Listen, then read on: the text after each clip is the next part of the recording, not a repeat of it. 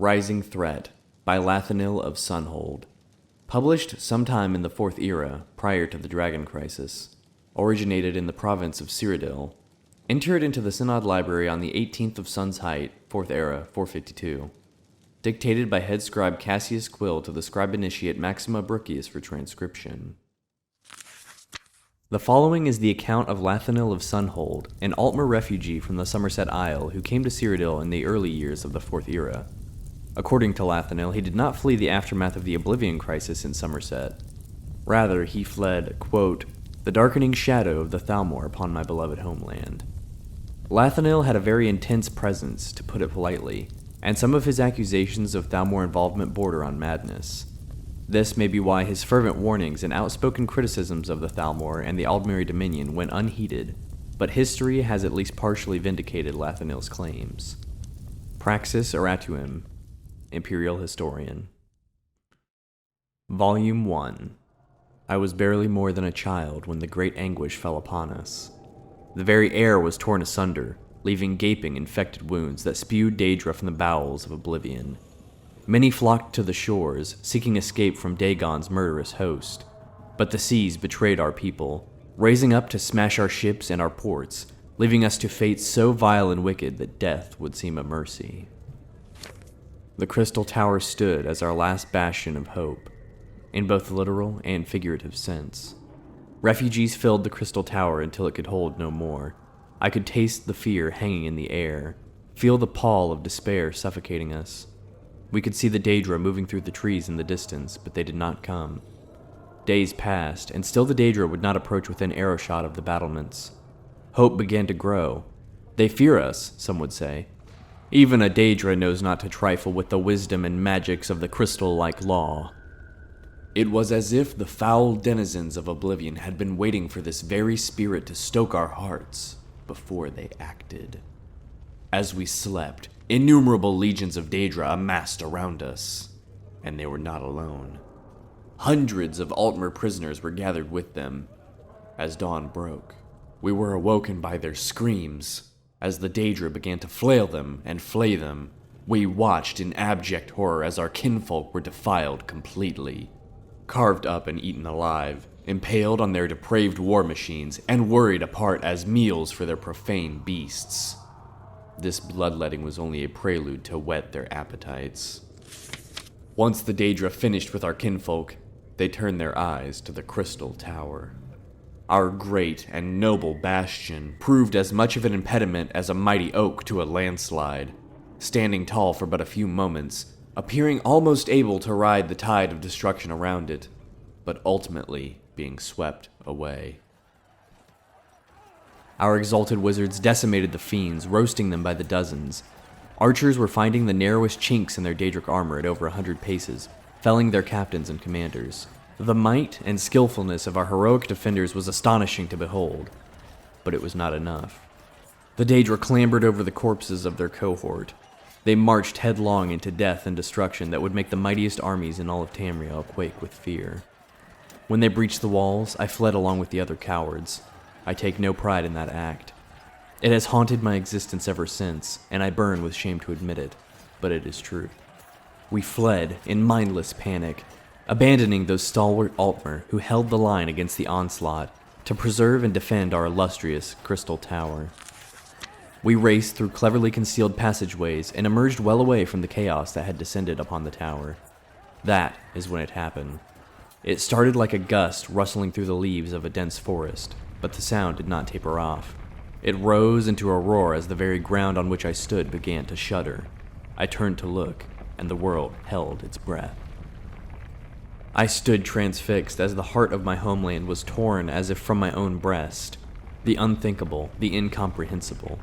The tower of crystal-like law cast to the ground, with all the dignity of a beggar meeting an ironclad fist. An eternity I watched, trying to reconcile what I knew with what I saw. Sobs racked my chest, and weeping filled the air around me as the spell loosened its hold and I realized where I was. There were scores of other refugees mesmerized by the horror that had likewise ensorcelled me. Go, I croaked out as my heart, the heart of my land, shattered. No one moved. not even me.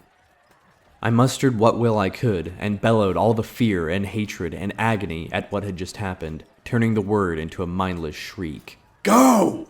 I ran then, feeling more than seeing that the others had followed. Volume 2. What happened after the tower of crystal-like law fell was a daze. It was as if my mind simply stopped. Instinct took over, as my every thought sank into a black abyss of despair. Time lost all meaning, and to this day I know not how long I was in this state. Eventually, a conscious thought managed to break my fugue. The Daedric horde had vanished, gone as suddenly as they had come. Before my numbed mind could comprehend the tumult that consumed my beloved Somerset Isle, before I could formulate the question, how, they were there, dripping honeyed poison in our ears. The Thalmor. They were the ones that saved us, they claimed, working deep and subtle magics. It was their efforts, their sacrifices that delivered the Altmer from extinction. Oh, what fools we were. We wanted so desperately someone to thank for ending our tribulations, we lavished it upon the first to step up and claim the glory. With that simple act of gratitude, we allowed a vile rot to seep into our homeland, to putrefy our once noble and distinguished civilization. It was months before I began to suspect the error we had made. Small twinges of unease would vex me, but each one alone was easy enough to disregard and push aside. The exile of the great seer mage, Rhinandor the Bold, was the final doubt that I could not ignore. You see, Rhinandor was one of the very few who survived the collapse of the Crystal Tower. I saw some of his bravery and heroics with my own eyes. It was his leadership and sorcery that made the Daedra pay such a high price for their destruction of the Crystal Tower. The Thalmor besmirched his name when he had the audacity to publicly doubt and question their role in ending the Oblivion Crisis on Somerset Isle. Rhinandor made the mistake of ignoring the consensus gentium, trusting instead to logic and facts. The shrewdness of the Thalmor, however, was not such to allow something as trivial as the truth stand in their way. As soon as they shifted the collective opinion ever so slightly against Rhinandor, they had him sequestered and intensified their efforts to tarnish his reputation. Unable to mount any sort of defense to the Thalmor's attacks, Rhinandor was quickly denounced and exiled. Volume 3. Ever so cautiously, I formed a cabal made up of others who distrusted the motives and methods of the Thalmor. Over several months, I liquidated my ancestral holdings and took whatever inheritance I could without raising any suspicions. I would follow after Rhinandor and help him restore his reputation and status. We would then return to best the Thalmor at their own game and win back the mores and morals of the Altmer. The rest of my cabal would stay on Somerset Isle and win the trust of the Thalmor on whatever level best suited each of them, sending clandestine missives to me when possible. After weeks of painstaking investigations and exorbitant bribes, I was able to learn that Rhinandor was placed on a ship to Anvil. I booked my own passage to Anvil. My search almost ended there, for Rhinandor had never arrived in Anvil Harbor. My instinct that Rhinandor met a duplicitous end was confirmed when I sought out several of the deckhands who were reported to be aboard Rhinandor's vessel. All died under mysterious and violent circumstances. The first of many attempts on my life occurred soon after. Needless to say, I survived, but my grand plan to stymie the Thalmor fell apart without an esteemed leader to rally behind. I went into hiding, waiting anxiously for word of the Thalmor's activities back on Somerset Isle. Over the following years, I tried to bend the ear of the Empire through various avenues and warn them of the Thalmor's doings. The Empire, however, was having enough troubles dealing with the aftermath of the Oblivion Crisis within its own borders without seeking trouble in faraway Somerset.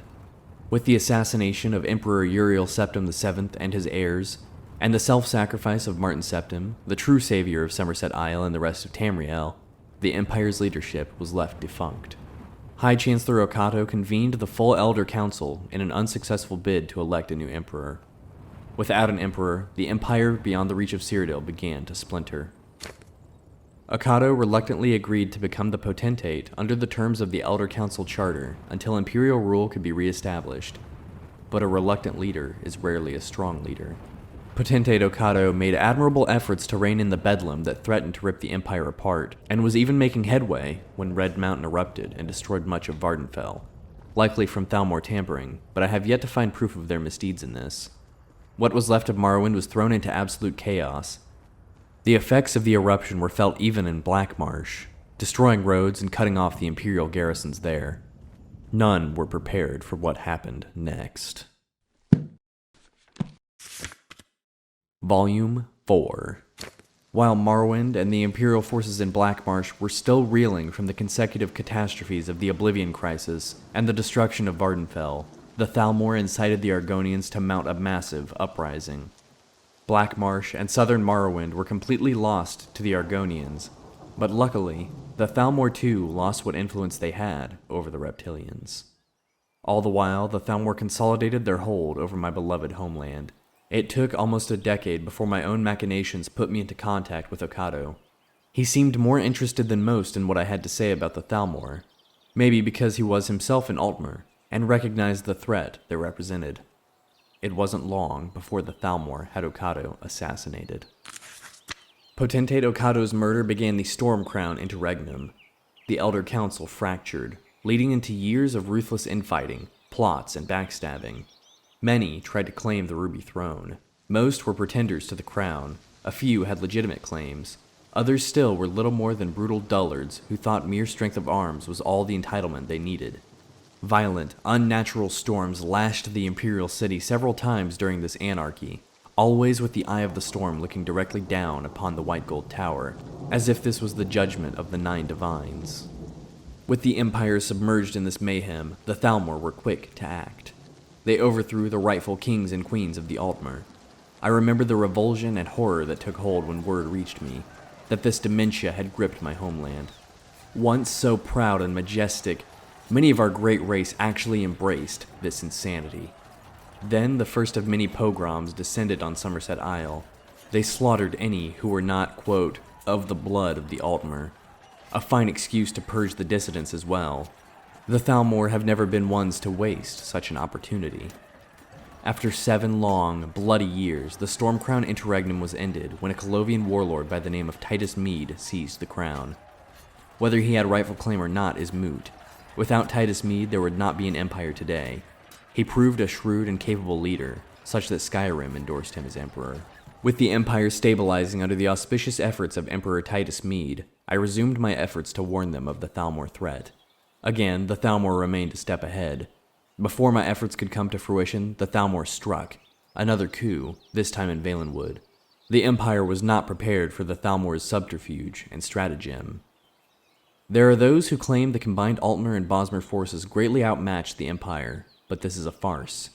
This short, savage campaign was won by the Thalmor even before first blood was drawn. They waited and watched their enemy. They chose where and when they would attack. The Thalmor were able to bring the full fury of their small contingent of Altmer and Bosmer to any of several Imperial strongholds. Contrary to the posturing of the Empire's generals, the Thalmor did not command greater numbers. They had better spies and greater mobility, and knew best how to use them. This is the menace that the Thalmor represent. They are cruel and merciless, but they are no fools. They are devious and subtle, and so very patient. In one fell stroke, the Thalmor took a strategic foothold on the mainland of Tamriel, and prevented any significant attempt the Empire could have made to invade Somerset Isle, and depose the tyranny of the Thalmor. At the same time, they took a better vantage to continue to watch the Empire and wait. In so doing, they also revived the Aldmeri Dominion with their alliance to the Bosmer of Valenwood. Over the decades, the Thalmor have grown quiet, but this is not the end. It has only just begun. They merely consolidate their power and tighten their grip on the hearts and minds of the Altmer. The Empire may wish to forget the wounds its pride has suffered at the hands of the Thalmor, but they are still out there, plotting, watching, waiting. While the Empire is content to secure inconsequential corners of its vast holdings, the threat of the Thalmor continues to rise. Not since Potentate Okado has anyone in the Empire listened to me. I beseech any and all citizens of this renowned empire to heed my words. The Thalmor must be stopped before it is too late. Soon after Lathanil of Sunhold commissioned to have these volumes printed and distributed far and wide in the empire with his own coin, he himself met a violent end. In light of the events that followed his death, we must consider that he may very well have been murdered by Thalmor assassins. Praxis Aratuim, Imperial Historian.